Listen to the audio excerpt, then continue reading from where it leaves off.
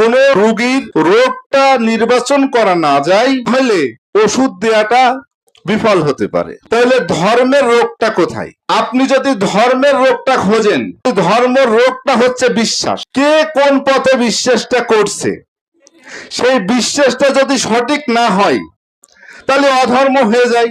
ধর্মের বিষয়েতে বিশ্বাসের ক্ষেত্রে দেখা যাচ্ছে আপনার সর্বপ্রথম বিশ্বাসটা আনতে হচ্ছে কিসের উপরে?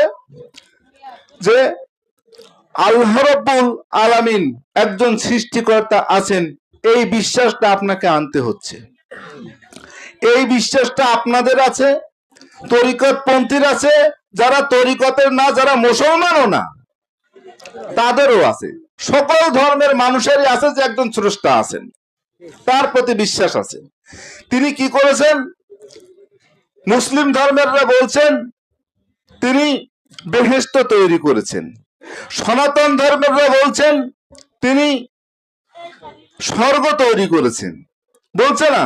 তাহলে প্রত্যেক ধর্মের তারা কিন্তু স্রষ্টা তৈরি স্বর্গকে, নরককে বিশ্বাস করছে, বেহেশতকে, জাহান্নামকে বিশ্বাস করছেন। তাহলে স্রষ্টা একজন, তিনি সৃষ্টি করলেন বেহেশত, এটা আপনার বিশ্বাস, আমাদেরও বিশ্বাস। তিনি সৃষ্টি করেছেন দোজখ, এটা আপনার বিশ্বাস, আমাদেরও বিশ্বাস। তিনি সৃষ্টি করেছেন পৃথিবী, এটা আপনারও বিশ্বাস, আমারও বিশ্বাস। তিনি সৃষ্টি করেছেন কোরআন, পাঠিয়েছেন কোরআন, এটা আপনারও বিশ্বাস, আমারও বিশ্বাস। এই জায়গাতে এই বিশ্বাসের সাথে একটু কথাটা হচ্ছে এই, আপনি বেহেশতে যাওয়ার জন্য যে রাস্তাটা চান সেটা নিশ্চয়ই কোরআনে আছে, এটা আপনারও বিশ্বাস আছে, আমারও বিশ্বাস আছে। আপনি যদি দোজখে যেতে চান তাহলে সেই রাস্তাটাও নিশ্চয় কোরআনে আছে, এটা আপনারও বিশ্বাস, আমারও বিশ্বাস। এখন মানার বিষয়টা দেখেন।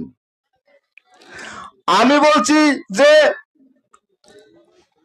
কোরআন কোড অফ লাইফ, জীবন বিধান। আপনিও বলছেন কোরআন জীবন বিধান। তাহলে জীবন বিধান যদি কোরআন হয়, তাহলে আপনি যদি কোরআন মাফিক যদি না চলেন, তাহলে আপনার বলাটা, আপনার বিশ্বাসটা ভুল জায়গায় গেল।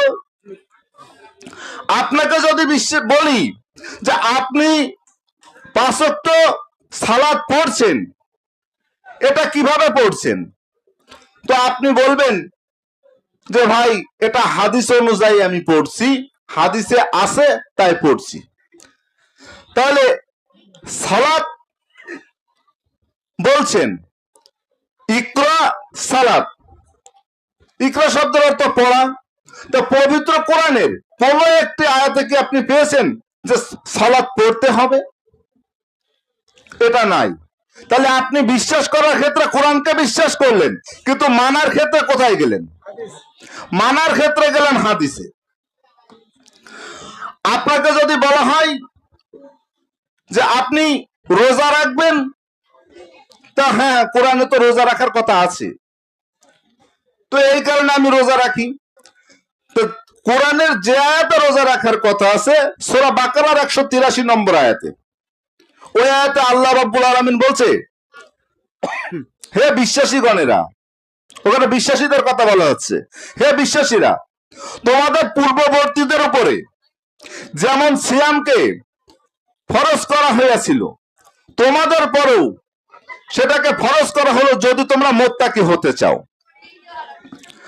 তাহলে বিশ্বাসী মুমিনদের মুত্তাকি হওয়ার জন্য তাদের কি করতে হবে? সিয়াম পালন করতে হবে। এটা হচ্ছে কোরআনের কথা। আপনি হাদিস অনুযায়ী বলছেন যে সবাই রোজা রাখতে পারবে, যার কারণে আপনি দেখবেন ছোট বাচ্চা থেকে শুরু করে যে ছেলেটা ক্লাস 7-এ পড়ে সে ছেলেটাও রোজা রাখছে, যিনি 70 বছর বয়স তিনিও রোজা রাখছে। কিন্তু রোজা যে কাদের জন্য, এইটা কিন্তু আপনি কোরআন মাফিক হিসেব করেননি।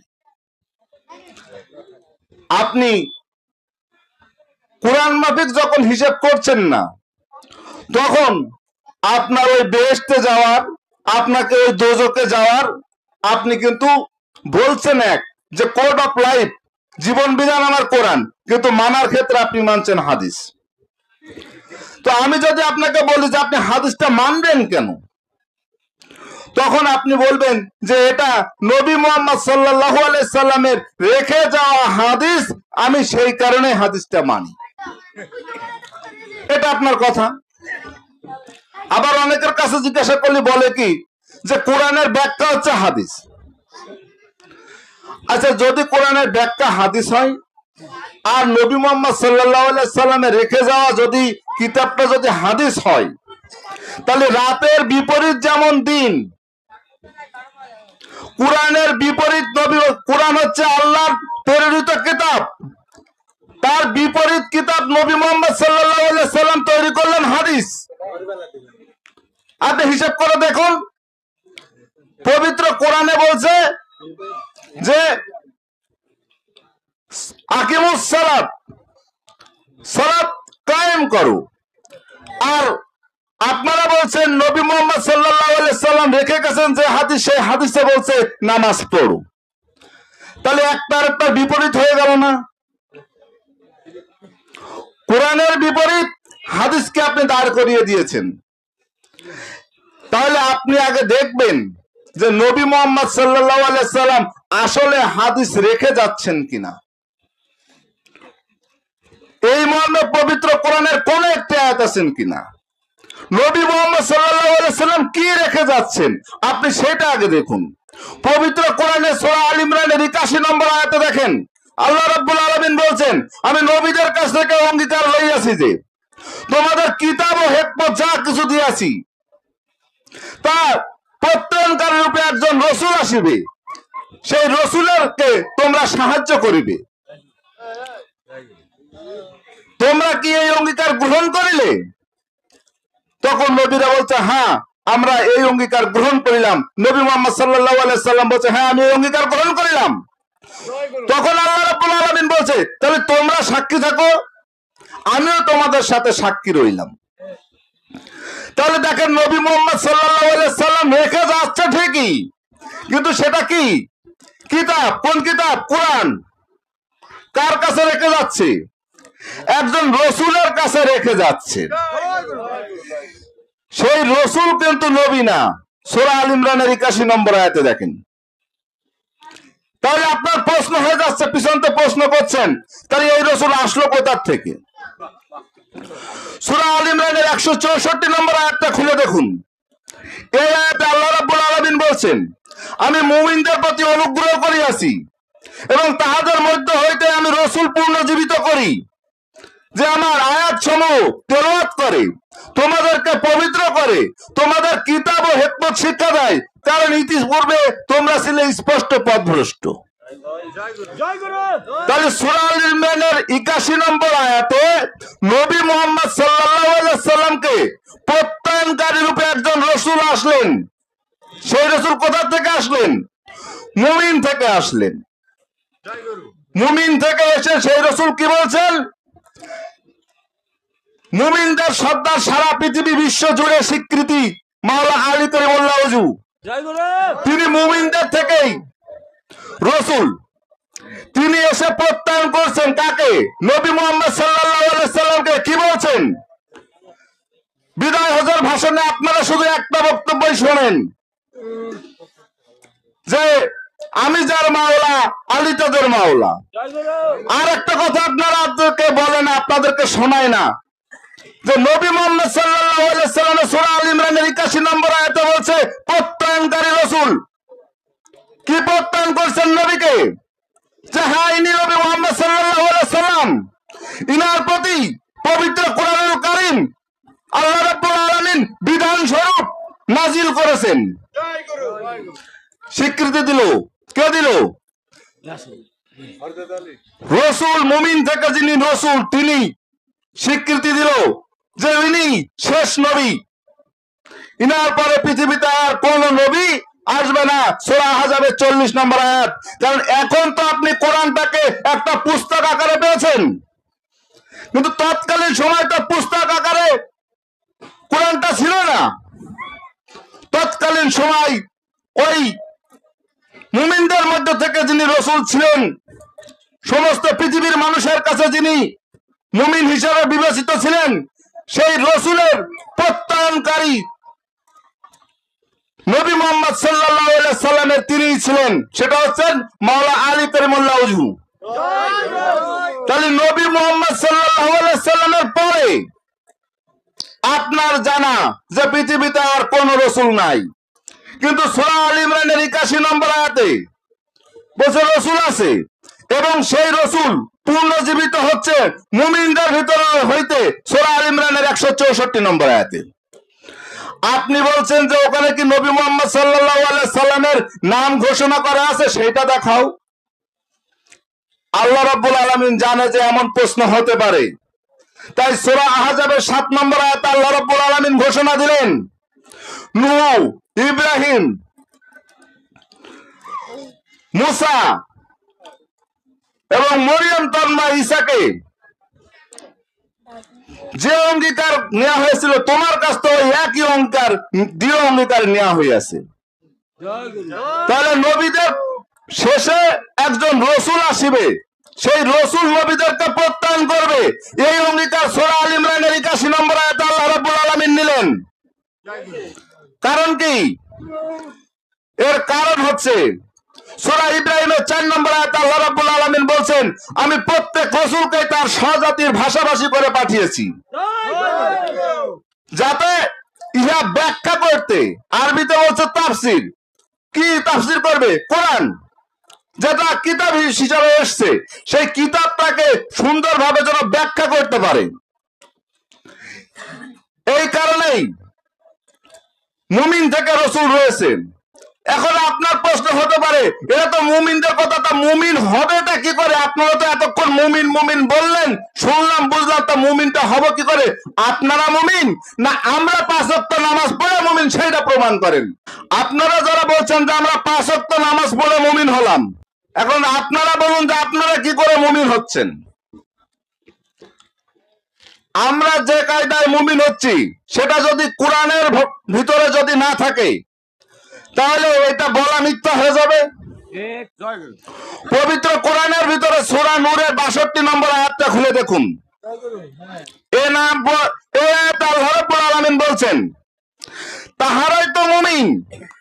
আল্লাহ পরিষ্কার ভাবে বলছে তাহারাই তো মুমিন যারা আল্লাহ এবং রসুলের প্রতি ঈমান আনিয়াছে এবং রসুলের সাথে একত্রিত সমষ্টিগত কোন কাজে একত্রিত হলে রসুলের অনুমতি ব্যতীত বাহিরে যায় না, তারা আল্লাহ এবং রসুলের বিশ্বাসী।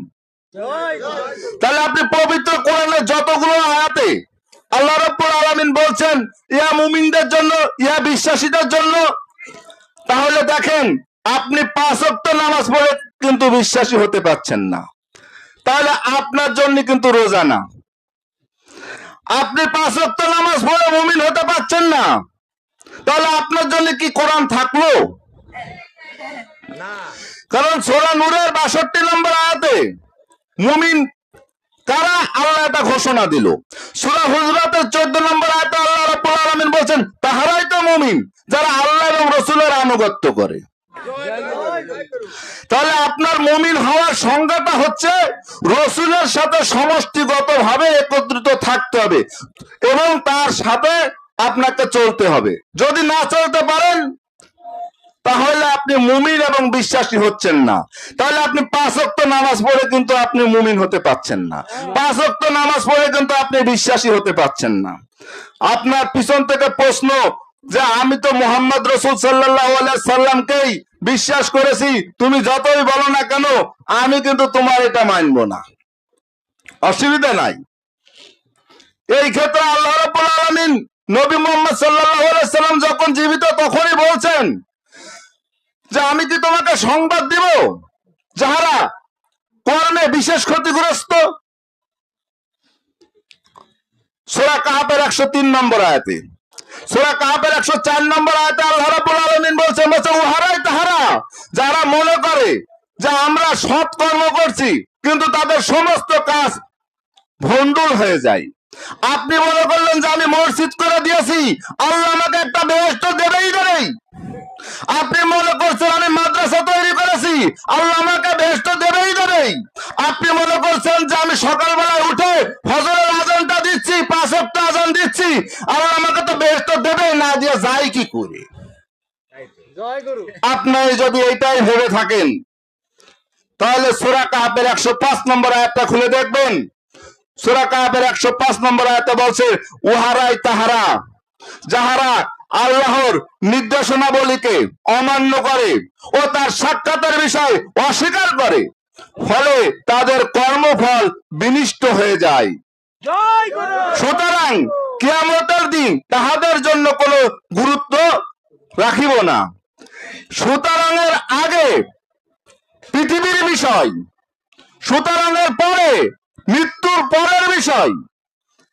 কারণ আপনি কি বলতে পারবেন কেউ মারা গেলে তার সাথে কোরআন অর্থাৎ নির্দেশনা বলি কি দিয়ে দেয় নাকি কাফনের ভিতরে? তাহলে তার নির্দেশনা বলি মানতে গেলে আপনাকে পৃথিবীতে যতক্ষণ নিঃশ্বাস আছে ততক্ষণ তো মানতে হবে, এবং তার সাক্ষাৎ আপনাকে পেতে হবে। যদি আপনি না পান তাহলে সমস্ত কর্ম আপনার বিনষ্ট হয়ে গেল। আপনি মসজিদ তৈরি করেছেন, মসজিদ আপনার আর থাকলো না। আপনি মাদ্রাসা তৈরি করেছেন, মাদ্রাসা আপনার আর গেল না। আপনি সকাল সন্ধ্যে ওজিফা গুনছেন, সে ওজিফাও আপনার কোনো কাজে লাগলো না। আপনি দান সাদকা করছেন মানুষকে, সেটাও আপনার কোনো কাজে লাগছে না। কারণ যদি আপনার আল্লাহর সাথে সাক্ষাৎ না হয়।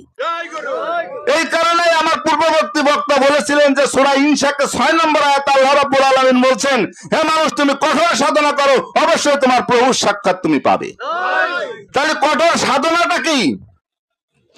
এই কঠোর সাধনাটা হচ্ছে ইবলিসের বিপরীত কাজটা করাটাই কঠোর সাধনা।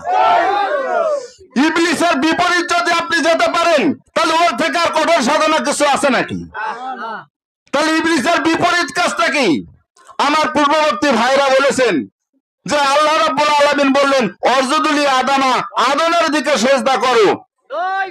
ইবলিস ব্যতীত সকলেই সিজদা করলো, আর ইবলিস সিজদা না করে কাফেরদের অন্তর্ভুক্ত হলো। তাহলে ইবলিস কাফেরদের অন্তর্ভুক্ত হলো কি করে? সিজদা না করে। তাহলে আপনি যদি ইবলিসের বিপরীত হতে চান, কঠোর সাধনাটা করতে চান, কঠোর সাধনা করলে আপনি ইবলিসের বিপরীত হতে পারবেন। সেটা যদি করতে চান তাহলে আপনার ইবলিসের বিপরীত কর্মটা আপনাকে করতে হবে। কি কর্ম? যেটা ফেরেশতারা এবং মা হাওয়া করেছিলেন বেহেশতের ভিতরে। আদমকে সেজদা করা, আদমের দিকে আল্লাহকে সেজদা করা। আপনার প্রশ্ন পিছন্ত করে ফেলছেন, ওটা তো বেহেশতের ব্যাপার ছিল, এটা পৃথিবীতে আর এখন আর নাই। আমি আপনাকে উদ্দেশ্যে বলছি, পৃথিবীতে যদি এটা না থাকে তা আপনি যে 5 ওয়াক্ত নামাজ পড়ার সময় যে বললেন ইহদিনা সিরাতাল মুস্তাকিম, সিরাতাল লাযিনা আনআমতা আলাইহিম গায়রুল মাগদুবি আলাইহিম, এই 3টা আয়াত যে আপনি পড়েছেন 5 ওয়াক্ত নামাজ পড়ার ক্ষেত্রে সিরাতাল মুস্তাকিম, তো এই সিরাতাল মুস্তাকিম আপনি কি এটাই তো জানেন না। কারণ সিরাতাল মুস্তাকিমটা হচ্ছে ঘোষণা। আল্লাহ রাব্বুল আলামিন সর্বপ্রথম যে ঘোষণা দিলেন সূরা হিজরের 41 নম্বর আয়াতে যে কালা হাযা সিরাতুল আলাইয়া মুস্তাকিম, ইহাই আমার পর্যন্ত পৌঁছানোর সরল পথ। তাহলে এইটা বলার আগে একটা কারণ থাকতে হবে না?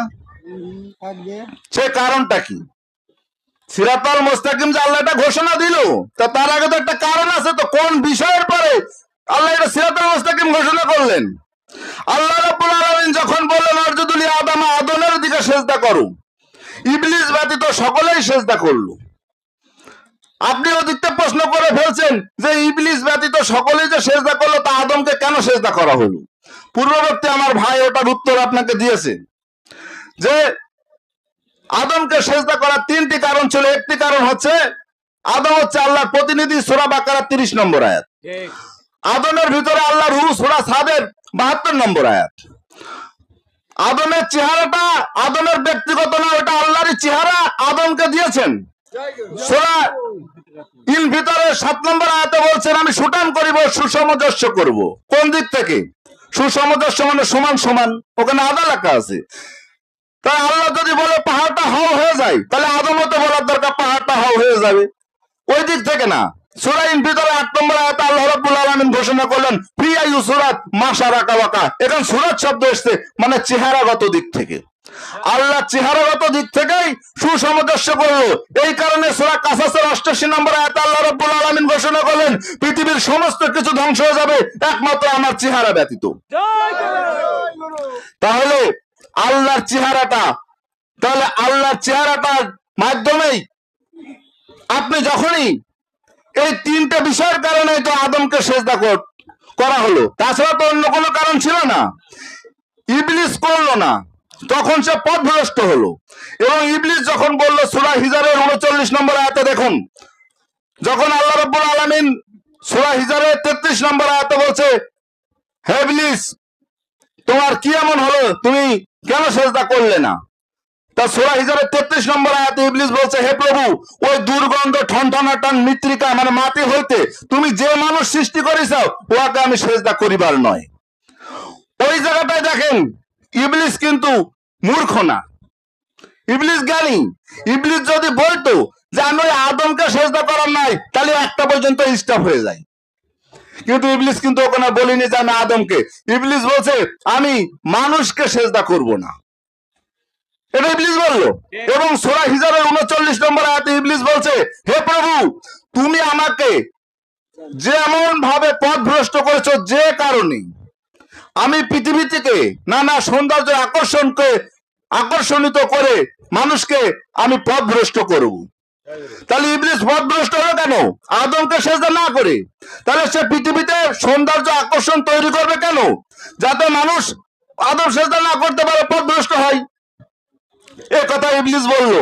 বলার পরে আবার ইবলিস সূরা হিজরের 40 নম্বর আয়াতে বলছে হে প্রভু তোমার ওই মুখলিসিন বান্দাদের কাছে আমি যাব না। আল্লাহ কিন্তু একবারও বলল না যে তুই অমুক বান্দার কাছে যেতে পারবি না। কেন বলল না? যদি আল্লাহ বলতো যে তুই ওই নির্বাচিত মানুষের কাছে যেতে পারবি না, তখনও বলতো যে আল্লাহ তুমি আমাকে জুলুমকারী বানালে, তুমি তো জুলুমকারী, তুমি আমাকে নির্বাচিত করলে না আর অমুককে নির্বাচিত করলে। কিন্তু আল্লাহ তো জুলুমকারী না, এই কারণে আল্লাহ চুপ করে রয়েছে। যখন ইবলিসের কথা বলা শেষ তখন আল্লাহ সূরা হিজরের 41 নম্বর আয়াতে বলছে যে কালা হাজা সিরাতুল আলাইয়া মুস্তাকিম, এই আদম সেজদাটাই হলো সিরাতাল মুস্তাকিম। তাহলে আপনি 5 ওয়াক্ত নামাজ পড়ার সময় সিরাতাল মুস্তাকিমের কথা বলছেন, চাচ্ছেন। আপনার কোন মুফতি মাওলানা কারি সাহেব, আজ পর্যন্ত মসজিদের ইমাম খতিব সাহেব আপনার এই সিরাতাল মুস্তাকিম পবিত্র কোরআন থেকে কি বের করে দিচ্ছে না বলে দিচ্ছে? বলছে না। কেন বলছে না? কারণ উনি তো আদম সেজদার বিপক্ষে। আর আদম সেজদার বিপক্ষে যারা, তারা কি এই আদম সেজদাটা আল্লাহ রাব্বুল আলামিন সূরা হিজরের 41 নম্বর আয়াতে ঘোষণা করলেন। আর সর্বপ্রথম ওয়ার স্বীকৃতি দিল কে? ওয়ার স্বীকৃতি দিল ইবলিস। সূরা আরাফের 16 নম্বর আয়াতে বলছে দেখেন হে প্রভু তোমার এই সিরাতাল মুস্তাকিমের পথেই আমি ওত পেতে বসে থাকবো। এবং সূরা আরাফের 17 নম্বর আয়াতে বলছে আমি সামনে পিছন দিয়ে চতুর্দিক থেকে তাদেরকে আক্রমণ করব, অধিকাংশকে তুমি অকৃতজ্ঞ পাইবে। এবং ইবলিসের সাথে আল্লাহর কথোপকথন হচ্ছে বেহেশতের ভিতরেই। সূরা আরাফের 18 নম্বর আয়াতটা পড়ে দেখবেন। ওই আয়াতে আল্লাহ রাব্বুল আলামিন বলছে হে ইবলিস তোর যারা অনুসরণ করবে তাদের সহ তোকে সহ আমি জাহান্নাম পরিপূর্ণ করব। তাহলে আপনি যদি ইবলিসের অনুসারী হতে চান তাহলে আপনি আদম সেজদার বিরোধী থাকবেন। যখন আপনি আদম সেজদার বিরোধী থাকবেন তখন আপনি 100% ইবলিসের অনুসারী, এটা আপনি নিজে বুঝে নেবেন। তাহলে ইবলিসকে যদি দোজকে দেওয়া হয় আপনাকে কিন্তু দোজকে দেওয়া হবে। এখন আপনি বলতে পারেন হয়তো যে তাহলে আমার এর থেকে পরিত্রাণটা কি? আপনার এর থেকে পরিত্রাণটা হচ্ছে ওই যে মুমিন থেকে যে সমস্ত রাসূলগণ বর্তমান সময় থাকবেন, আপনি যে সময় পৃথিবীতে এসেছেন এই সময়ে মুমিন থেকে রাসূলগণ থাকবেন। কারণ রাসূল চলমান যদি না থাকে তাহলে সূরা নাহলের 36 নম্বর আয়াতে আল্লাহ রাব্বুল আলামিন ঘোষণা করলেন আল্লাহর ইবাদত করিবার ও তাগুতকে বর্জন করিবার জন্য আমি প্রত্যেক জাতির ভিতরে রাসূল রাখিয়াছি। তাহলে আপনি যে ইবলিস যুক্ত আছেন এটা থেকে আপনি মুক্ত হতে গেলে আর ওই সিরাতাল মুস্তাকিমটা আপনি পথটা পেতে গেলে একজন সম্মুখ গুরু রসুলের কাছে যে যখন আপনি ওই রসুলের হাত আল্লাহর হাত, যেমন মুহাম্মদ সাল্লাল্লাহু আলাইহি সাল্লাম যখন জীবিত ছিলেন তৎকালীন সময় সাহাবারা বলেছিলেন যে মুহাম্মদ রসুলের হাত আল্লাহর হাত, সূরা আল ফাতিহা। এই হাতটা যদি মুহাম্মদ রসুলের হয় তাহলে এই চেহারাটা কার? কারণ আদমের চেহারাটা আদমের ব্যক্তিগত নয়, ও আল্লাহরই। তাহলে মুহাম্মদ সাল্লাল্লাহু আলাইহি সাল্লামের চেহারাটা ওনার ব্যক্তিগত চেহারা নয়, ওটা আল্লাহরই চেহারা। তাহলে সাহাবারা হিসাব করলেন যে ওই হাত আল্লাহর হাত, ওই চেহারাটা আল্লাহর চেহারা, তাহলে পাটা কি আর বাকি থাকে কার? তাহলে পাটা আল্লাহর পা। এই হিসাব করে ব্যক্তি মোহাম্মদকে সরিয়ে দিয়ে ওখানে সেজদা ভক্তি দিয়ে স্বপ্ন জেগে আল্লাহর সাথে সাক্ষাৎ হলো। এই কারণে সূরা ইনসাকের 6 নম্বর আয়াতে যে কথা বলা হয়েছে যে হে মানুষ, তুমি কঠোর সাধনা করো, অবশ্যই তোমার প্রভুর সাথে তোমার সাক্ষাৎ হবে। তাহলে সাক্ষাৎটা হলো কিভাবে? যখনই সাহাবারা মুহাম্মদ সাল্লাল্লাহু আলাইহি সাল্লামকে ডিলিট করে দিয়ে ওখানে যখন আল্লাহ বর্ত করে সেজদা ভক্তি দিলেন, তখন ওই মুহাম্মদ সুরতে আল্লাহর সাথে সাক্ষাৎ হলো। ঠিক এই একই প্রক্রিয়াতে আপনি যদি আল্লাহর সাথে সাক্ষাৎ করতে চান তাহলে বর্তমান সময় একজন সম্মুখগুরু রসুলের কাছে এসে ওই রসুলের হাত আল্লাহর হাত, ওই রসুলের চেহারা আল্লাহর চেহারা, ওই রসুলের পা আল্লাহর পা, ব্যক্তি রসুলকে মস্তিষ্ক থেকে ডিলিট করে দিয়ে ওটাকে আল্লাহ বর্ত করে যেই না আপনি সেজদা ভক্তি দিলেন, সেই আপনি ইবলিসের বিপরীত কাজ করার কারণেই ওই রসুল রূপে আল্লাহর সাথে আপনার সাক্ষাৎ হলো। এই কারণেই এই কথাটা, আল্লাহর সাথে সাক্ষাৎ হওয়াটা, এটা কোরআন মাফিক বিশ্বাস, যেটা আপনার নাই। কারণ আপনি হাদিসে বলছেন কি যে আল্লাহ নিরাকার, আল্লাহকে দেখা যায় না, আল্লাহকে পাওয়া যায় না, মৃত্যুর পর আল্লাহকে দেখা যাবে। কিন্তু আল্লাহ সূরা হাদীদে 3 নম্বর আয়াতে বলছে হুয়াল আওয়ালু হুয়াল আখিরু হুয়াল জাহিরু হুয়াল বাতিনু। তাহলে আল্লাহ রাব্বুল আলামিন প্রকাশ হচ্ছেন, এই জাহিরি রূপে প্রকাশ হচ্ছেন একজন রসুলের মাধ্যমে। তাই একজন সম্মুখগুরু রসুলের কাছে যখন আপনি আসবেন, এসে তার কাছে সেজদার মাধ্যমে বায়াত গ্রহণ করে আল্লাহ সাক্ষাৎ পাওয়ার আশায় একজন সম্মুখগুরুর কাছে বায়াত নেওয়ার আহ্বান রেখে আমি আমার সংক্ষিপ্ত কথা এখানে শেষ করেছি। জয় গুরু, আমার গুরু খাজা হাসিবুল হক চিশতির চরণে ভক্তি, সকল সাধুর চরণে ভক্তি।